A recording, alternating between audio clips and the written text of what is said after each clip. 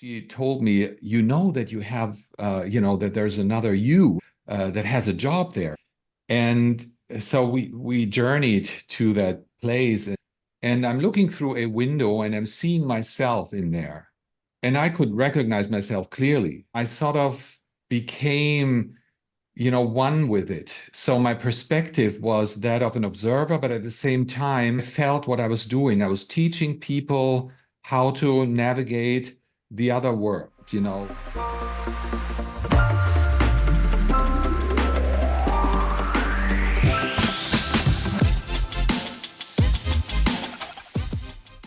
Hi, my name is Oliver Taffy, and I'm on My Superior Self. Oliver, man, I've been waiting a long time for this conversation. Thank you so much for taking the time. Thank you so much for having me. I love your podcast. Well, thank you for that. I love your book. So tell me, right? I think it was in 2000 that you went to Monroe Institute. It was November 11 in 2000 that I first went, yes. Who was Oliver before that initial trip? Ooh, Oliver was a tabloid journalist and a tour guide. But at that particular time, I was more working in TV, but it was really tabloidy TV. It wasn't pretty. TMZ type style. Yeah. And how did you change? Well, first off, how did you, and we're talking about to give the listener some context, the Robert Monroe Institute in Virginia. How did you, I guess, what initiated you to go to that location? I had attempted to, change my reporting style a little bit. And I, put out some pitches, different stories. And surprisingly, one of the major networks in Germany, I am from Germany originally, and I worked for German television at the time. And they approached me and asked if I could do a story on the Monroe Institute. And at the time, Laurie Monroe was the director. And I talked to her for a bit, and she wasn't interested in having the press there. And that really surprised me because in the late 90s, the internet had just been born and everybody wanted to be on TV. It was pretty much the only way to promote your business or your institute, whatever you had. And Laurie was very cautious. And she said one thing, she said, when you come here with a camera crew, you're not going to get what you expect because what happens here, you're not going to be able to capture on camera. Mm. So it's very subjective, right? Well, yes, and it's invisible, for the most part. Of course, I could film the institute and I could talk to participants, but you can't film an out-of-body experience. And I didn't realize that. But interestingly enough, about 9 years before that, when I immigrated into the United States, that very flight I took from Frankfurt to Los Angeles at the time, was the flight when I read Robert Monroe's first book. And I just picked it up, it was a random pick at a bookstore on my way to the airport. And I was like, okay, I'll just grab this. And I didn't quite understand the whole thing. It sounded like science fiction to me. Little did I know that 9 years later, my entire world would be turned upside down. Sure. So when you were reading it for the first time, did you know what an out of body was? No, I had absolutely no idea. Quite frankly, his terminology, the words that he was choosing, maybe it was the translation that wasn't very good. Um, it just didn't make a lot of sense. I wasn't a spiritual person. I wasn't interested in the paranormal, and I kept asking myself, why did I pick this book? But it's an 11-hour flight, so I kind of read through it and put it aside. And then came that request 9 years later, and I remembered the book, and I was like, man, this is weird. I know about this institute, and I went back and I found the book, and I was like, ooh, I'm interested. So I had them put me on a waiting list. Since I wasn't able to go as a journalist, I went as a private person in. I think the request was made in May or early June, and they had long waiting lists at the time, and I was able to get a spot in November that year. Wow. What I love about your book is I have a huge fascination with the Monroe method, and I've had guests on that have been there. Tom Campbell is one of the pioneers in the technology that they use. So, like, getting your perspective on the actual institute from the inside out was fascinating for me. Like, just looking at what is it, the CHEC units that they use to facilitate the out of body process with the binaural beats and how what that actually looks like, and then uh, what the Monroe house was like. I think it's just so fascinating to me because, like, of course, it's close enough for me. It's in Virginia, but however, with three kids and a full-time job, man, I don't know if I can. I think it's like 6 days you have to go there or something like that. Right. Well, they sometimes do have shorter programs, but for the most part, they're 6 days. 6 days of just like nonstop binaural beats and kind of exploring that invisible, like you mentioned earlier, and then kind of journaling about that, and then going through the process of integrating that into this reality and what that may mean for the traveler itself. But when you first went there, can you describe like your experience? Like, what was that like for you? Was the out of body like? Did you achieve an out of body on the first try? Sort of. Not on the first try, I want to say. And I came with high expectations, of course, because I read up a bunch of stuff. I was a journalist, so I did, my research beforehand. It was probably not a good idea because when you read a lot of books before you open up for an experience like that, you have a lot of, preconceived ideas and you think you know how it's supposed to happen, and it never does. It happened. It's different for every person. That's what I've learned over the past 24 years now. And I was so nervous when I got there. I mean, for me, it was like meeting, like for a Catholic meeting the Pope. That's what it was for me. After I've read so much about Bob Monroe, not his own books, but other stuff and people that had written about Monroe. So he became this huge authority in my mind, bigger than Earth itself. And I had the highest respect. And to be able to even meet his daughter and to, you know, go to that place, I was a nervous wreck because I figured everybody else is going to be able to do this but me. And so once my anxiety sort of settled down and I was able to relax into the situation, I realized that all the participants, and there were 24 at the time for the Gateway Voyage Program, they all went through the same thing. They were all nervous. There were a couple of people that had taken the program and they were able to, talk us down a little bit and ease the anxiety. And from there on, it was just pure fun. But it was also, I want to say, almost like a holy place. The energy at the Monroe Institute is something that I had never experienced before in my life. It holds such power, and you open up to your experience pretty much the minute you set foot into the door. And I want to say even before that, I now looking back realize that I've never been alone. We think we're alone in this life, but there is a bunch of let's call them entities that support us in our life, and they, you know, send you nudges and open up opportunities, and they sort of pave the way. So every time I go to Monroe now, I know strings are being pulled already, and things are being set into place for certain experiences to have. And sometimes they're not the type of experience I'm looking for. But the very first time I was able to get a glimpse of, what it's like to have an out-of-body experience. There was one particular situation where I was approached by a lady during an exercise, and I thought I was making this up in my head.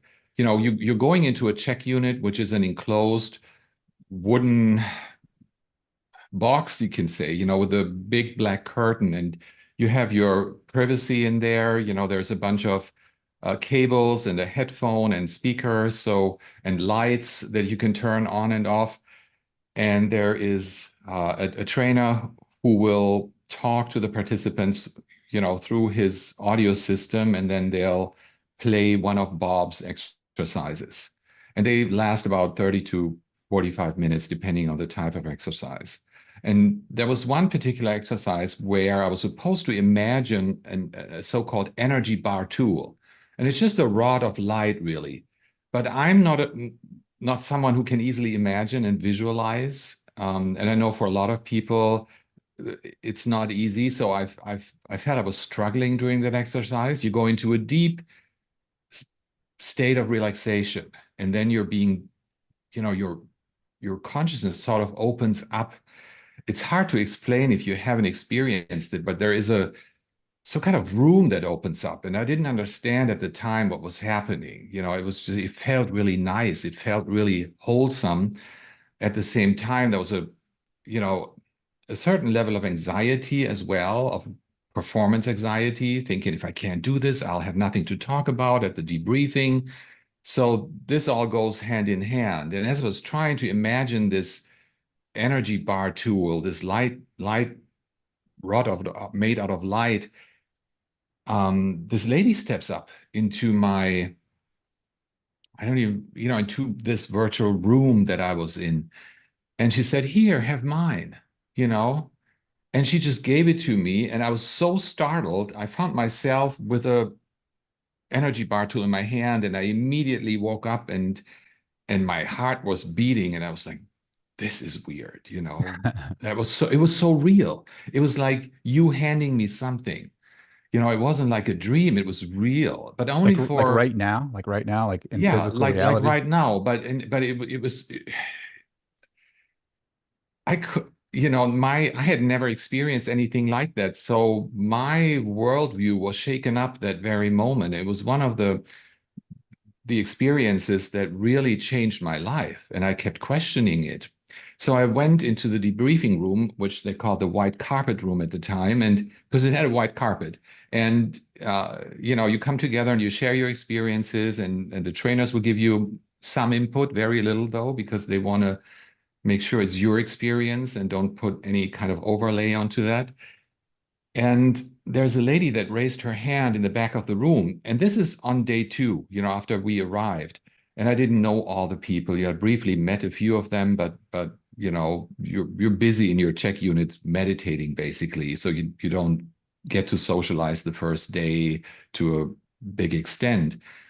And she raises her hand and she talks and she says, "Oh, and it was really easy for me and I was done really quickly. So I figured I'm going to go out and see if anybody needs my help." And then I saw Oliver and he was just standing there in the dark, not really knowing what to do. And he seemed kind of nervous. And so I decided to give him my energy bar tool. And as you can imagine, I almost had a heart attack. And I looked back and I recognized the lady. It was a Hawaiian lady with long, dark, curly hair, exceptionally beautiful, angel-like almost. And it was just, it blew me away, blew me away. Mm. So obviously I had an out-of-body experience already, but it didn't happen in the way that one would maybe assume it should happen, like rolling an energy body out of the physical body or climbing out of the physical body on a rope. There's so many techniques, but that's not necessarily how the Monroe method works. Hmm. So fascinating. How do you know that you're out of body, right? Like you talk about that example, but you've had so many different experiences moving forward from that point in your life. But ha have there been like conventional markers that you use to know that you're out of body?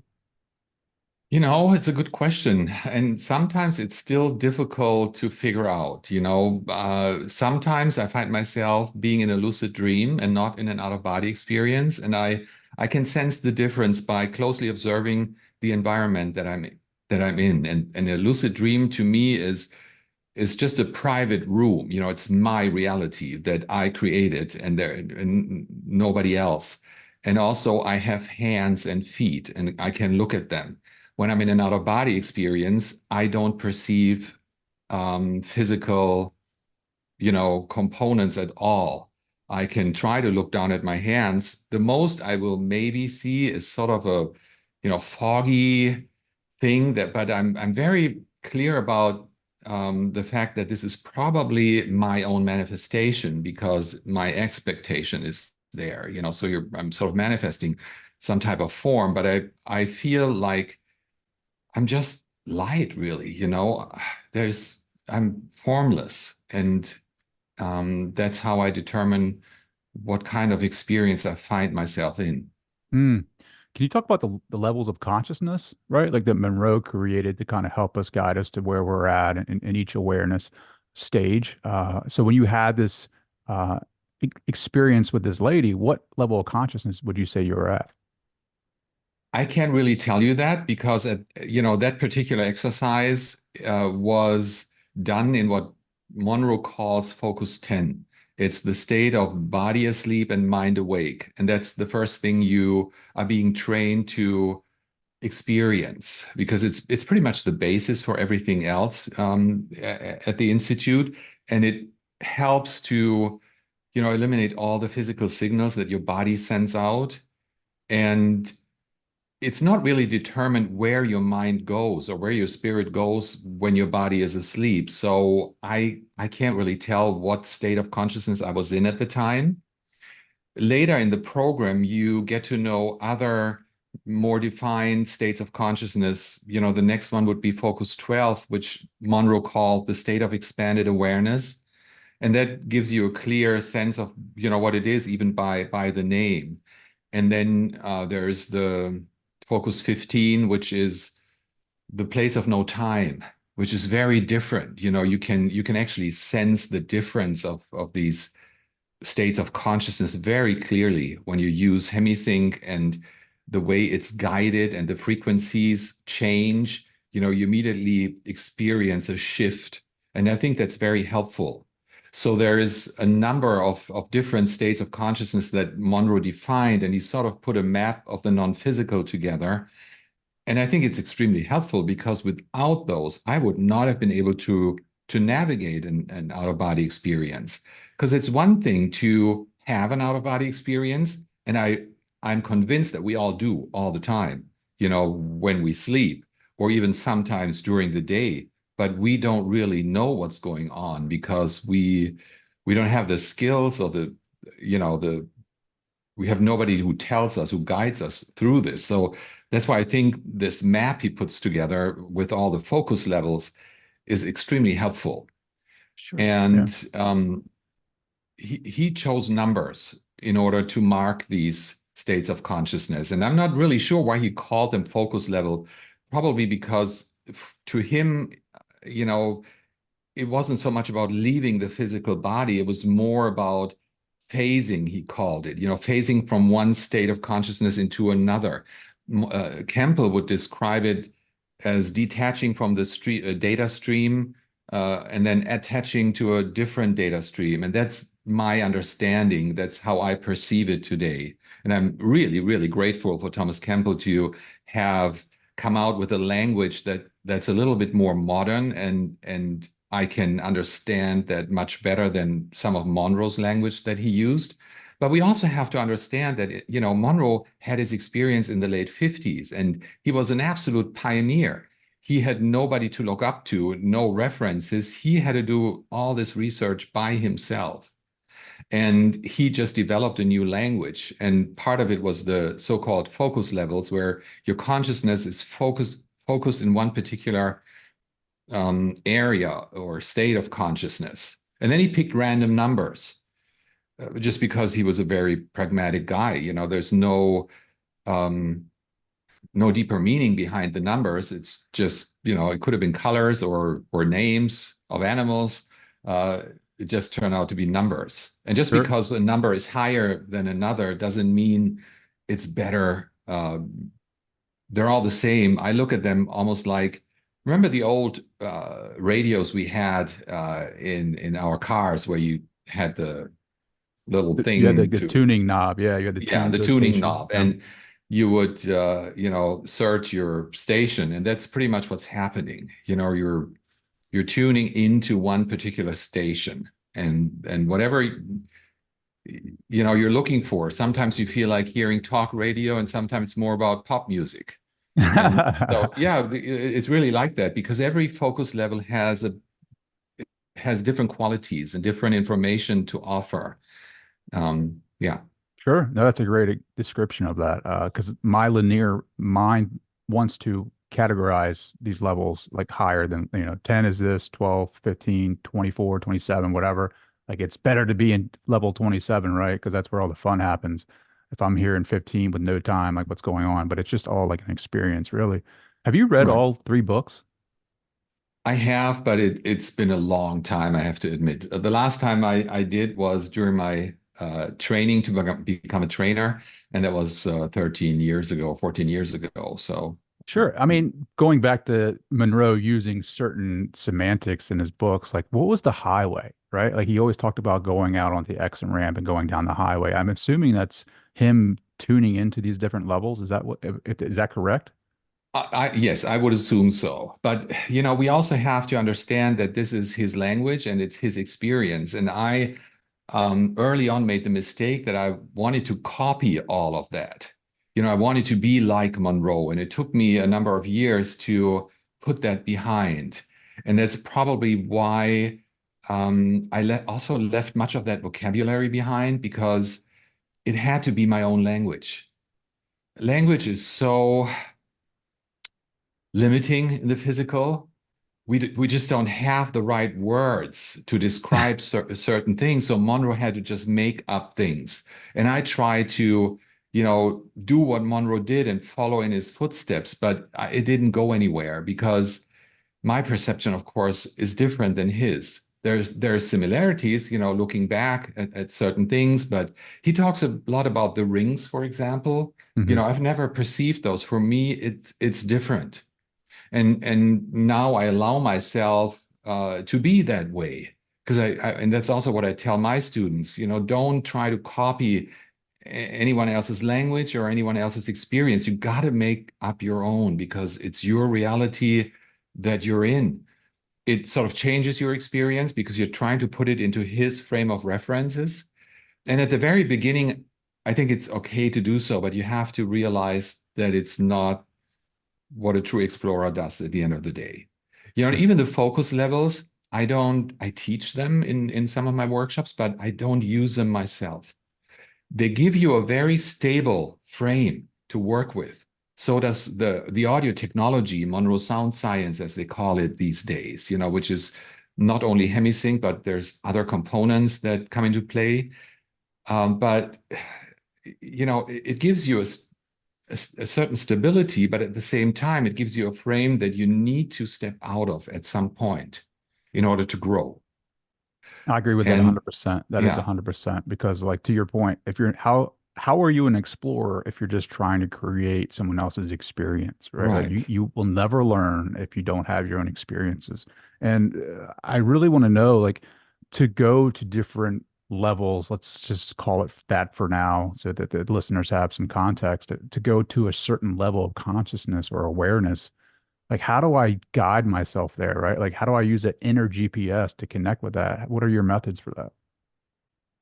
Well, luckily, we have the audio technology that supports us. And during the Gateway Voyage Program, which is sort of the entry program into a lot of other programs, the classical Monroe programs, there's a lot of other programs at the Institute, right now. But if you want to take that path, you start with the Gateway Voyage and get a thorough experience and knowledge of Monroe's work. And I think that's really helpful. And when you go into your check unit, you're being briefed before every exercise to sort of know what to expect and sort of know what to look for. Because a lot of people have similar experiences in similar levels, and that's helpful, to look out for those. Like, let's say, mind awake, body asleep. We all know this state of consciousness because we go through it every night. We go to sleep. The body is falling asleep, and the mind follows seconds later. And when we wake up in the morning, the same thing happens. Something wakes up, and there's always that focus 10 in between. And to hold that kind of tension, that excuse me, that tension where you're not allowed to fall asleep, but your body needs to uh, be as relaxed as possible. It's really not that easy, but there's certain things that happen when you watch your body closely, when you observe, and you kind of learn to recognize the signs. And then you can anchor those states. And once you anchor them, you don't need the audio technology anymore. You can just lie down and activate your anchor and just slide into this state. Hmm. Of course, it feels a little different, when you don't have headphones on and you're not being talked through it, but it works perfectly. Can you do that right And now? Could you like shift your awareness to a different levels? I could, yes. Yeah, Wow. I mean, I have so many years of training, I could, and I do it all the time because it's extremely helpful in physical waking consciousness to be able to make these shifts. When I meet people or when I greet a group, for example, I step into a room full of strangers. I will, turn that switch to focus 12. I don't even have to close my eyes for that. It's a tiny switch. I remember my anchor. I remember the feeling I have when I am in focus 12. And immediately I perceive more than I would in waking consciousness. It's focus 12 is sort of like, you've had the experience of daydreaming. Hmm. So there is a whole data stream that happens while you're in the physical space. You're still perceiving your physical space on some level, but at the same time, there's a different data stream that happens. The second you notice that it happens, you snap out of it, with the daydreaming. It's almost impossible, I think, to consciously daydream. But with that Focus 12 skill, knowing that switch and knowing how to turn it on and off, you actually have that ability. And all of a sudden, within that room you're stepping into, you start perceiving different energies. And you realize it's not just 24 participants that are waiting for me. There's about 120 other entities in the room that also watch, and the atmosphere changes. It's fascinating. It's really fascinating Wow. to have, to train that skill. And it's easy. It's really easy. So you can see Uh, the entities when you switch into that I level. don't want to, I'm very careful when I describe these phenomena because I'm not a clairvoyant. My visual sense is not as good as my other senses, and everybody has to figure that out for themselves.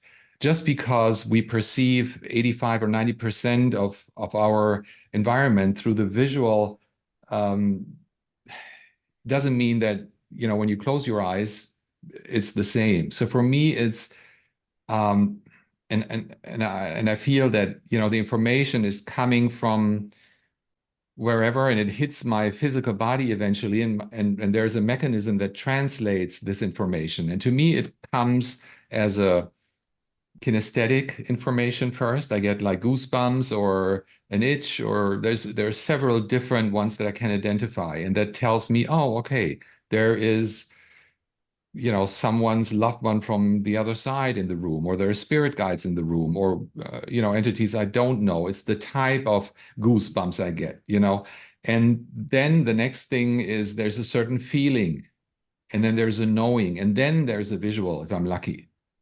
Hmm. um I love all that, right? Because there's different ways to perceive information and data, right? yes, yes, So when you're in a absolutely. non-physical, like some of that, like what you're talking about, going and using the binaural beats and then losing all of your sense data, right? That means like not using your senses to interpret your environment. Like what is the rules of not communication, I guess, but like what's when you're out into the non-physical, like what are we using to perceive information? Is it the mind? I don't think it's the mind. I feel it's, our energy field. It's yeah, I think it's the best way to describe it, a spirit body maybe. And when I say body, I don't mean body as in arms and legs. It could be just a ball, for all I know. Ball of uh, energy, right? yeah, ball of energy. But our mind makes it into, a duplicate of our physical body. I don't Because feel that's that who we believe we are, right? Is exactly, this exactly. But avatar? I feel the energy around me. So, and I feel that when I'm out of body and I put my focus there, and I feel that the information or the data stream that comes in through my spirit body, if I'm labeling it that way right now. And from there, it goes through my brain, and it's being translated or not. I don't know. I haven't figured that out. So we I kind of think have non-physical senses, right? we have non-physical senses, and what I find very interesting is there are different intensities of out-of-body experiences to me. And it might not be that way for everybody. I have experiences where I'm fully in the experience, much like I'm here with you right now. I'm alert, I'm communicating, and it's sometimes more realistic than what I feel now. In fact, Wow. it's so real that I yeah, it's just a new Do you normal. forget Oliver when you're Yes, submerged in that? Yeah. yes, I do. And uh, some people might find that frightening, and it's one of the questions I'm being asked. How do you make sure that you come back? And I think there's let's call it the higher self, whatever that might be, that has an eye on you, because you're here for a reason, and you chose this life, and eventually your physical body will send out a signal, and so most of the experiences end because I need to go to the bathroom, and that's it. Simple as that. But while I'm in the experience, sometimes they're so real that I completely lose the sense of being Oliver. I'm just, So I do you don't, interpret that as a life that you're living, like simultaneously to this one? Like when I heard, yes, when I hear Tom Campbell say we're um, interdimensional beings, right? I didn't know yes. what that meant. Like I had no clue what that meant. Now I'm kind of understanding a little bit, like interdimensional meaning different dimensions. So lives happening right now. And so you're able to receive a different data stream and be into that life.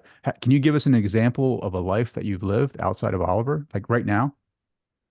I feel that um, and this is very interesting because someone else showed me. I used to do team explorations with a friend, and she would take me or guide me to different places. We'd set a day maybe, and then say, "Let's go and explore." We wouldn't even set a time, and then we'd go. And one day she told me, that you have that there's another you in Focus 27.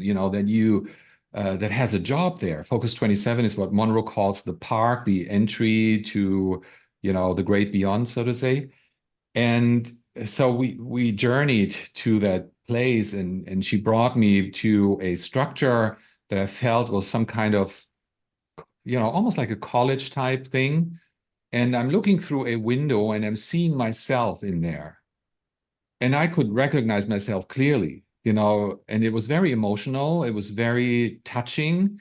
And I sort of became one with it. So my perspective was that of an observer, but at the same time, I felt what I was doing. I was teaching people how to navigate the other world. There were new arrivals to the afterlife, and I was one of the people that do entry talks. Telling them this, etiquette, so to say. And I found that really fascinating.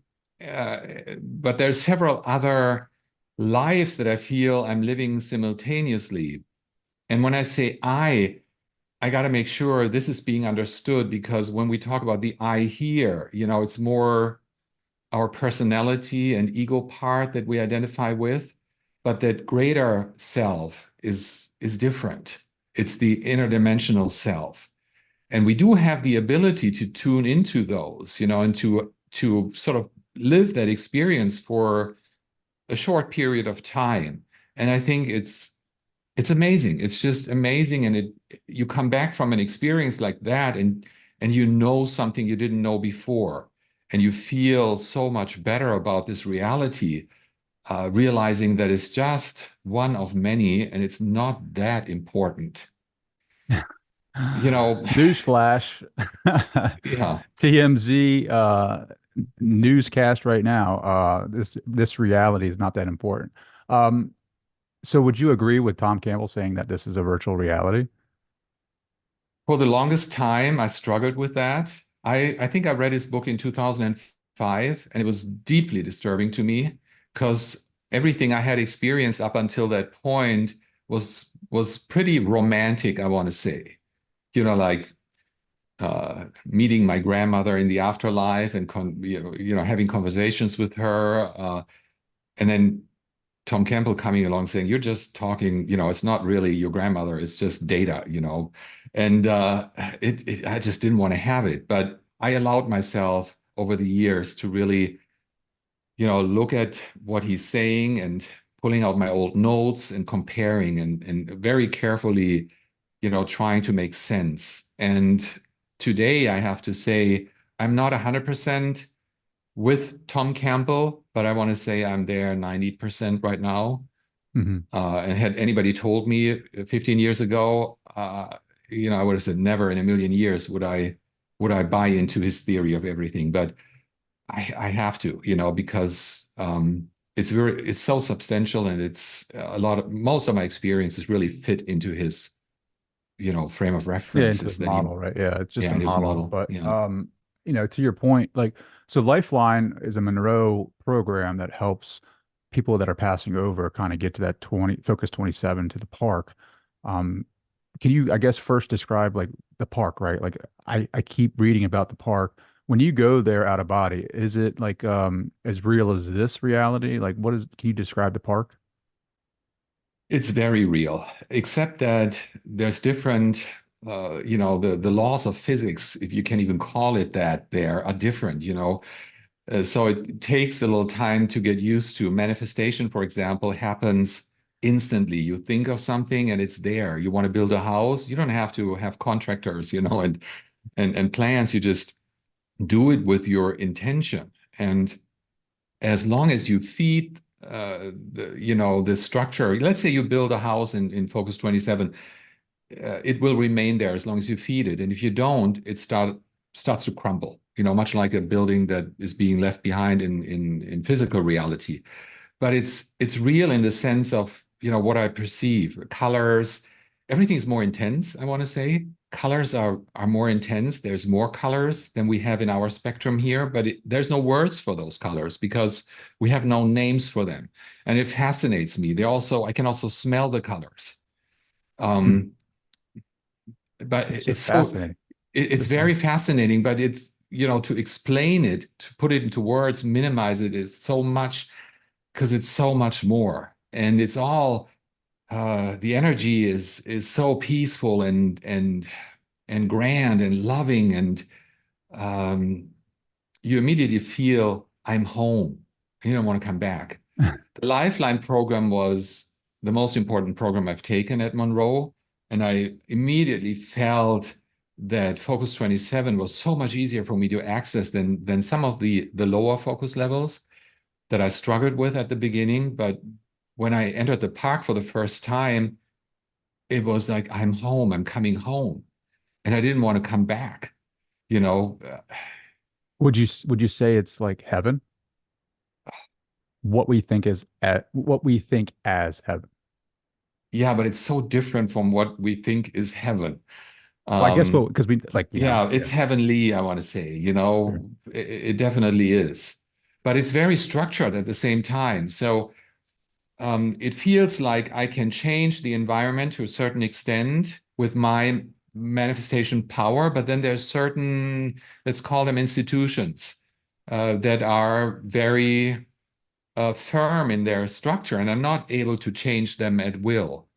And I feel that this entire environment has been manifested by billions of souls that have come through there, and they keep manifesting and building, much like it happens on Earth, except that 27 doesn't seem to have any boundaries. At least I haven't been able to find them. It's a vibrational state, and everybody is free to create whatever he feels is Yeah. appropriate. Well, when you're in Focus 27 at the park, like there is an area or space, like to your point of like bringing people from the Lifeline program, like the newly passed over, the freshly dead, if you want to say it like that, over to 27 to the park so that they can kind of gain their awareness of what just happened. Like what happens after that, right? Like what happens after 27? Do they dive right back into Earth? Do they go somewhere else? I feel the time there, I don't have a sense of time when I'm there. So, but at the same time, I feel that there is a certain pulse, but it's different than the linear time we experience here. So what they tell me when they're over there, they always tell me, for you, a lifetime of 80 years, let's say, is really, really long. like a kid waiting for Christmas to happen. From their perspective, it's a couple of heartbeats. And then I'm just saying that to clarify that time is different there, very, very different. So, um, as free will units of consciousness that we have a choice to remain in the park for a certain amount of their, whatever time is there, or to engage in a new adventure. And that might be an incarnation on Earth or in a different place. I feel that there's millions of places where these units of consciousness, um, you know, incarnate, Sure. Yeah. which I is mean, not even the right word, but I think that's easy to understand. And it's very individual, but also as you approach the mothership, I want to say, your soul group, that unit of consciousness that you're part of, what you might want to call soul, is something that is put together by, I don't know, I can't even say numbers, but to me, it looks like a giant crystal every time I go. And in this crystal, every lifetime and every incarnation that this soul has ever experienced, um, is stored in there. hmm. Well, let me ask you this. So when you go to the eye there, the oversoul or the soul or whatever you want to label that, is that what people, when they have near-death experiences, would say reconnecting with the source? I don't think most people do. They get a sense of the feeling, maybe, but when I listen to people that have near or had near-death experiences, I feel they're staying at the park, for a while. They connect with loved ones, and sometimes they get a glimpse of the beautiful higher self, but they're not connecting with it because I don't think we're able to connect with it and come back. That's my understanding. Once you really reconnect, that then you're part of the collective again. Hmm. So you might get a glimpse, and that can be already highly overwhelming.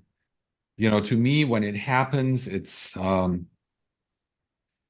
I come back and I'm highly emotional from an experience like that. It's beautiful, but at the same time, it's painful because you get a sense of what it's like not to be separate anymore from anything. You're just reintegrating into this beautiful soul that you are, but there is no way you want to leave again. And I have made clear for myself that I have to set my own boundaries because it makes it difficult to be here. I had years during these, you know, past, since my first Monroe experience, I've had a few years where I was extremely homesick, and that's not healthy.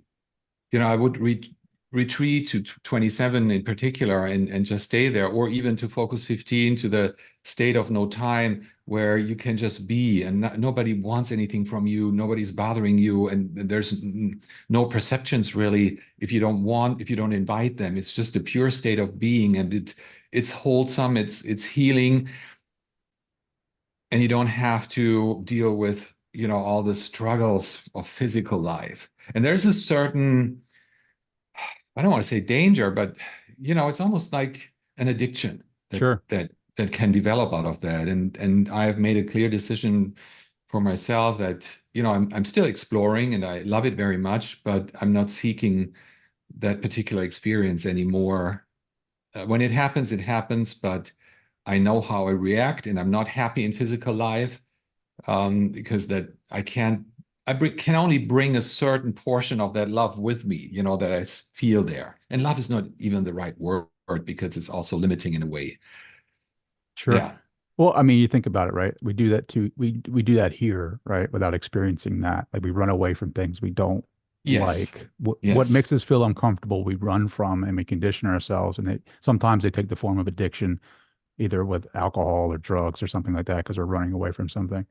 So I totally get that. But how do you like hmm, I'm just trying to think of a great way to word this. So you have these experiences, you connect with the higher self or whatever you want to label that, and you come back here. Do they ever give you the explanation to why we keep coming here and having these experiences? Because we do feel alone and we feel like this life is so hard. Like, what is the purpose of keep coming here, you know? To tell you the truth, I've tried to investigate that, and I've received, well, for the most part, the answer is because it's part of a greater evolutionary experience of consciousness itself, and this is just one of the many playgrounds. And there are certain experiences you can have here, but not, let's say, in the park or on other levels. All the variety of emotions we experience here, we don't have that capacity over there because it's all pure, and light, and beautiful. For me, the question still remains, why would something so beautiful seek this experience? I don't know, to tell you the truth. I could look back at my notes and come up with like theories, but other people have done that. I don't feel that that's necessary for me to speculate. I'm just, you know, You're still growing. I'm still growing. Yes, exactly. Have you found your truth? What is the truth? I don't, I don't know if I understand the question really. Well, Um, we look towards religion, we look towards spiritual teachers to teach us, right? Like okay, spirituality is sometimes can be a crutch because we look for others for answers. And I'm a right. true believer that we have to have our own experiences, whether that's through out of body or psychedelics or meditation or what have you, to really know our own truth and like what that looks like. So, you've had all these experiences and everybody has a different definition of what God is, what source is the universe. Like, have you found your truth in all of this? And what does that look like? Like your own model of reality. My model of reality is really basic at this point. I just don't have the capacity that Thomas Campbell has. He's a highly intelligent Come on, Oliver. You're scientist. intelligent too, brother. You're a Well, I journalist. might Come be on, intelligent, bro. but I'm very different. I'm not a scientist. I'm just a curious guy. So, and I want to say I'm on my way to find my truth still. There's certain aspects and where I think, okay, I'm on a really good path here. It feels right. Life's becoming easier because of it. And that's sort of how I measure it. How difficult is life? How do I deal with loss? How do I deal with hardship? And looking back, 20 years ago, I would have dealt with things much differently than I do today. A lot of my fears are gone, thanks to all my experiences. I don't want to say I live fear-free, because you have to be in a state of expanded awareness, for the whole time in order to be fear-free, and that's just not possible in physical life. But for the most part, if I sit down, if anxiety starts to roll in, I can just take a breath and remind myself of what I've experienced and all the support I have from my, you know, let's call them spirit team that I'm very much aware of. Really? Who were they? Yeah, Who were they? Do you absolutely. know who they are? Like, I mean, obviously I'm still They, like, trying to they, label things, right? yeah, Who is your spiritual guide? But do they have distinct energies? Do they have like, identities? I feel that they do, but they're usually they come as a collective, but I can ask them to show themselves individually. When I say show, I don't get a visual. I've never had a visual of them.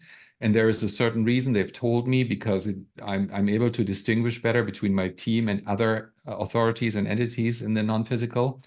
But my team is invisible. At the same time, I sense their energy. And there seem to be a couple of entities that are with me the whole time, and others that keep changing depending on my needs. But they're always acting to me, it feels like a collective, but they're very much present, very much. And whenever I fall into a state of despair, maybe I just have to remind myself. And that is one of the most valuable experiences, a man can have. The realization you're not alone. No matter what, no matter where, you are not alone. And there's a resource that you have, and the support that you have that I'm extremely grateful for. Sure. So Um, that goes along with the fear, right? That's associated with the future of like, how am I going to get through this difficult period of my life? How am I going to pursue this career, this dream job, how do I manifest this for me? Like there's always a fear associated in the future that we can't do things. And to your point, we have these guides or we have this team that is kind of helping us along the way, right? Like, and how do they help us? Do they send us like positive energy? Are they giving us messages? Like, what does that help look like? yeah, messages, nudges. If you open up to them, they'll guide you literally, into certain. It's not like you're still the free will unit that you are, as are they, but they can certainly tell you, hey, if you walk out of this door, you can walk to the right or to the left. Uh, be mindful. Just that might be mindful of which direction you take.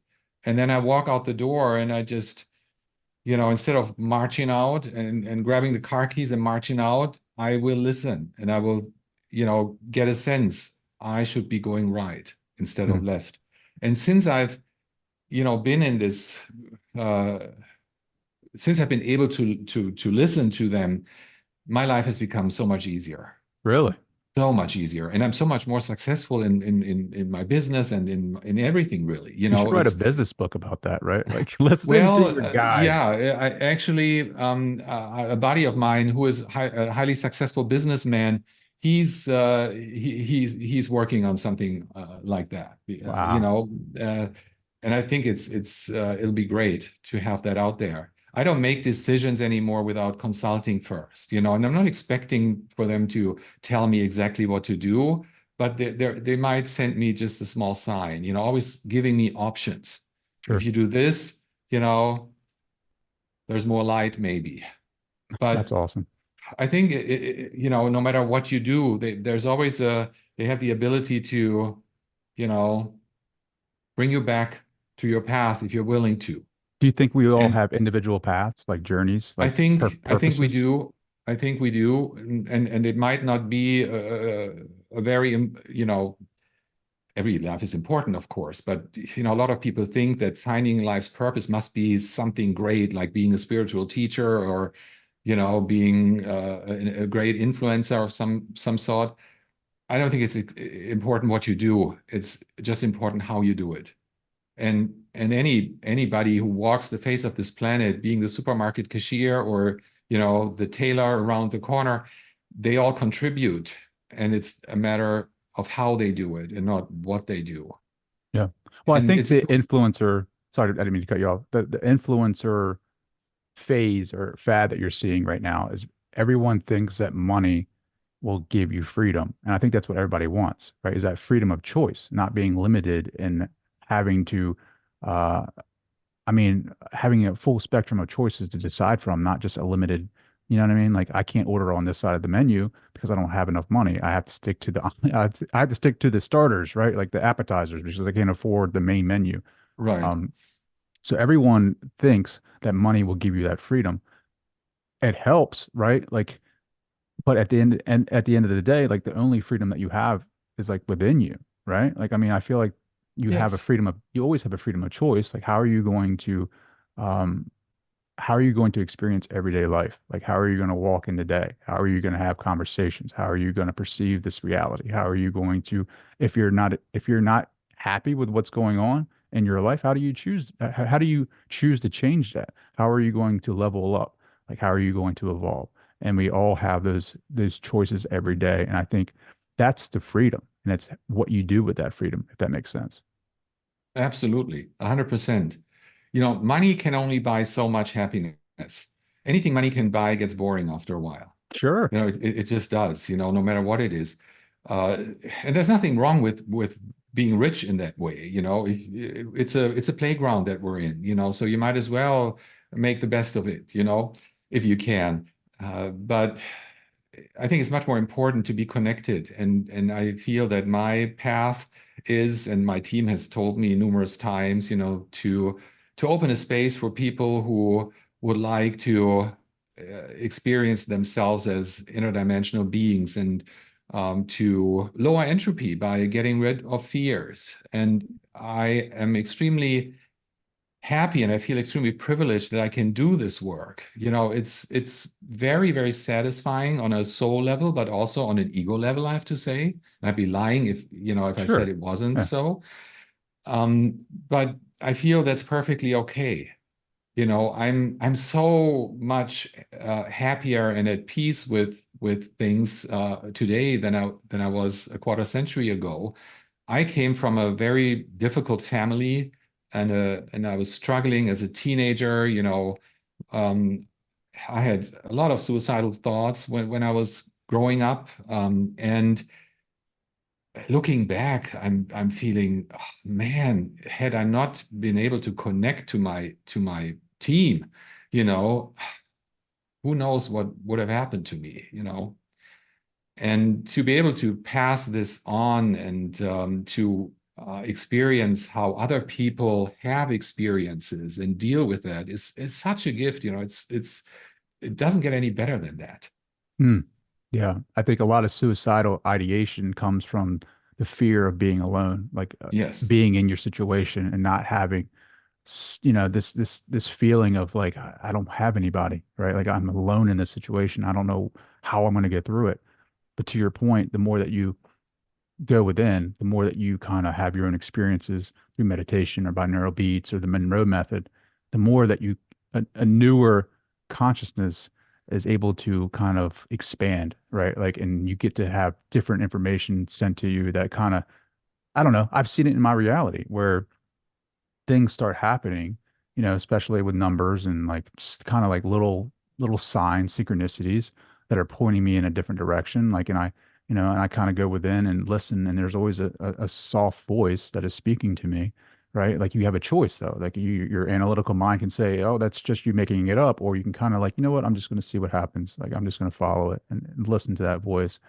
And at the end of the day, I think that's where a lot of people feel alone because we've told them for so many years and centuries that that small voice is nothing but your imagination. And I think it's so much more than that. right. Absolutely. Ah, I can talk to you all day. I do have to ask you though, did you experience, in Robert Monroe's book, he experienced the future. Like, have you seen or been given knowledge about where we're headed as humanity? Not really. But that's something I haven't particularly looked for. I've never been called to, look into the future.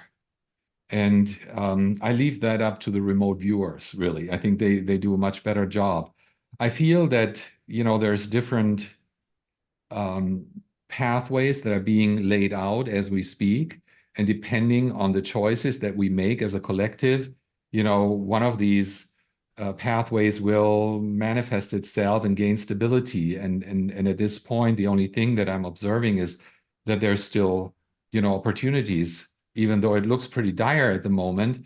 Um, but Tom Campbell would say, it's just one of millions of realities, and only the strongest will survive. And if this one is not necessary anymore or not operational anymore because we've destroyed it, there'll be another one. And that's kind of what I'm looking at. We feel that we're the most important thing, as humans, and everything evolves around us. Well, I got news for you. It's certainly not. The Earth is just, it's like the sand on the beach. It's just one grain of sand.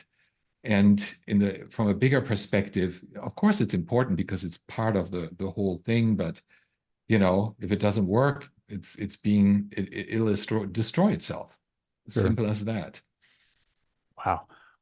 I So think we you still said, have a ways to go. The few glimpses I get of what the possible future could look like, I think this planet still has a way to go. So, sure, I agree with that. I mean, yeah, people always identify with this body, right? But we're consciousness, right? We're intelligence, and that is always evolving. So, I mean, what we insert our consciousness in even though it's a human body right now, maybe something totally different next time, you know? So I hope that we can evolve as humanity, as a species, and get to a place of like peace and love. But then again, it's like, um, will we? I mean, is that the end game for this reality, or is this reality set up for just that? Like it is a game that has difficulty level because it helps us evolve as consciousness. So that's the Right. point of the game, you know. That's where I Yeah. kind of that's where I kind of sit. Like, is it, is it this is necessary for the growth of my evolution of my consciousness and my soul. So yes, things will be hard and difficult. That's the nature of the game. It's because it, like, to your point, if it was everything was all love and light, like, we would just be love and light. And I don't know if we would ever evolve. But again, that's just my mind, my human analytical mind trying to analyze something that I have totally no capacity to understand. Um, but yeah, I mean, I could talk to you all day, Oliver. Like, I really enjoyed your book. I really enjoyed this conversation. Real quick, if you don't mind, right? Like, I think this is an important part, right? You have like 7 steps. Can you hit on those 7 steps of having an out of body? Because I feel like I know it's in your book, but if you could just touch on those real quick, if you have time, I would love to do that. I do have time, but I don't look at it I haven't even memorized the 7 steps to tell you the truth, because my way of, I evolve as a human and I evolve as a teacher as well. So every time I teach a class, it's different. I don't have, there's certain pointers, of course, that I give, and certain things to look at. And I might just want to point out those. And I think what's more important than the most important is when you start practicing, don't get into a state of lack, where you start to get frustrated. That's the number one rule. As soon as you're bringing in an energy of lack, nothing is going to work anymore. There has to be a certain level of easiness that you do your practice with, trusting that you're on a path that you chose, and there'll be challenges and there'll be great moments, but it's a path.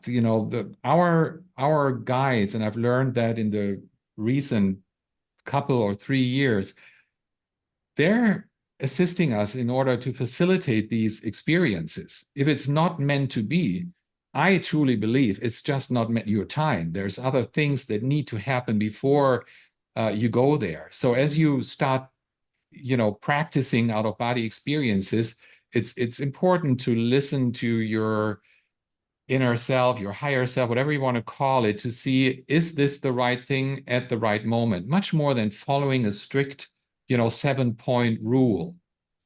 Um, but of course, there's certain factors that come into play that will nurture this process, such as abstinence of drugs and alcohol, and a daily meditation practice that goes with your out-of-body practice, just to connect with the non-physical. And I try to do that every morning for a few minutes.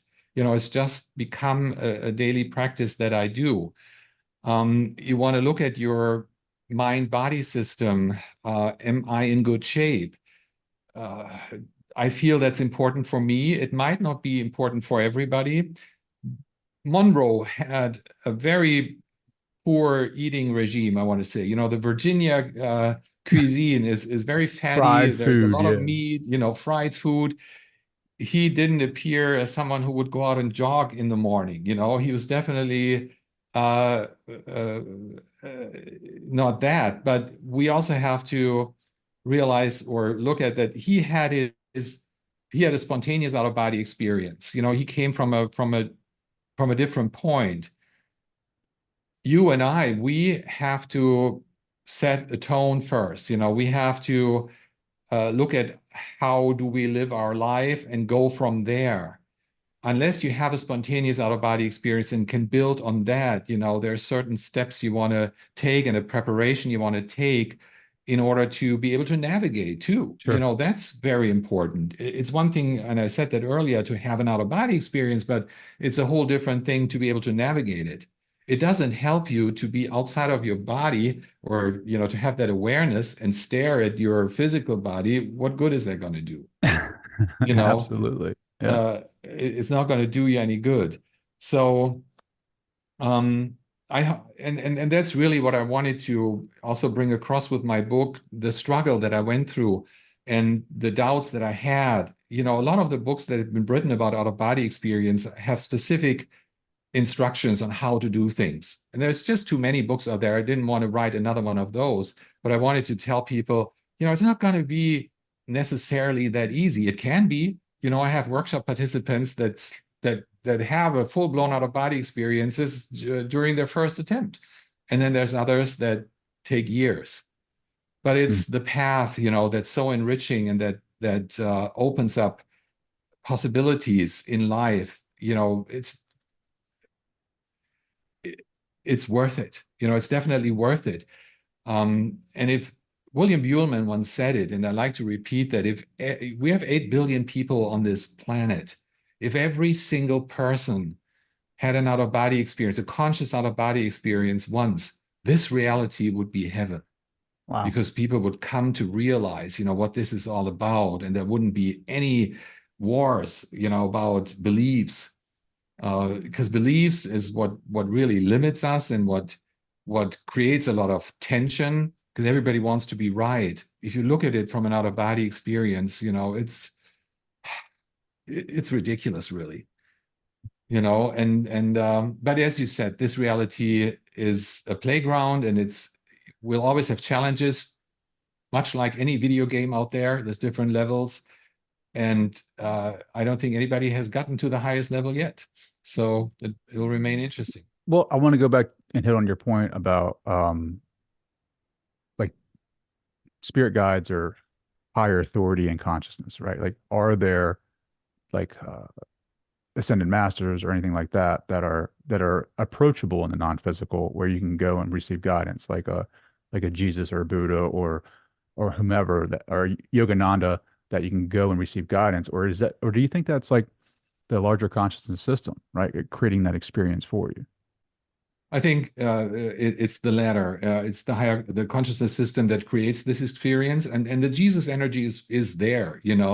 I have so many people.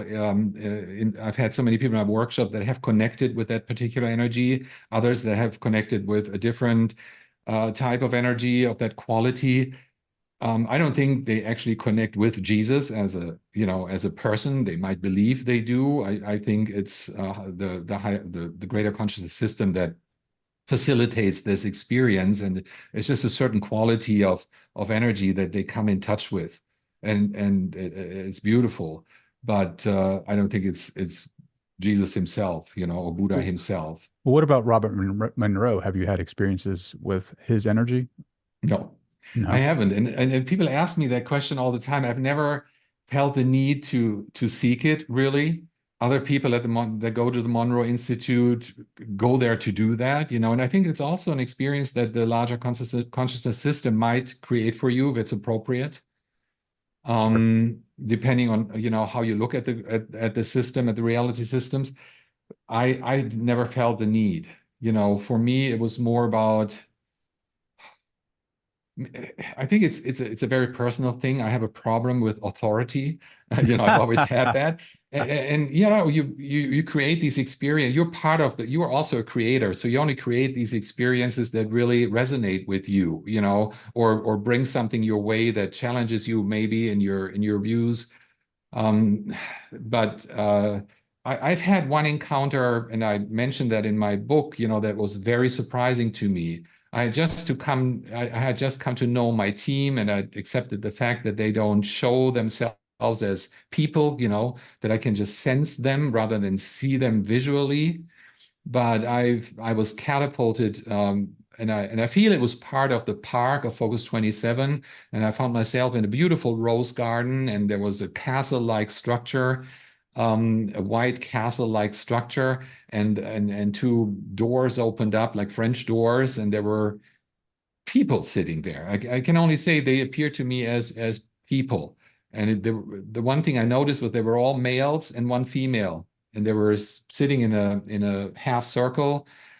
And they gave me very clear instructions of what I should do. And they really said, this is your mission, you know? And I was very surprised about that because I had never had an experience. They introduced themselves as the council. I had no idea what that was at the time, but I knew they were not my spirit team, you know, those that are with me. It was a complete different feeling in to be with them, you know, and it was a different authority. And I have since come to learn that there are different instances, you know, there's different authorities that even the guides report to, if you know, Oh, wow. um, and the council is not a group of entities that I can freely approach, and they're there when I want them. It's more like they appear when there's something they have to tell me, So you they know, and it said that, doesn't happen often, you know, it's just very yeah. random, So but they it's said always your, important. yeah, this is your purpose is to Yes, do this work, right? Because you developed yes. an injury, I think, right?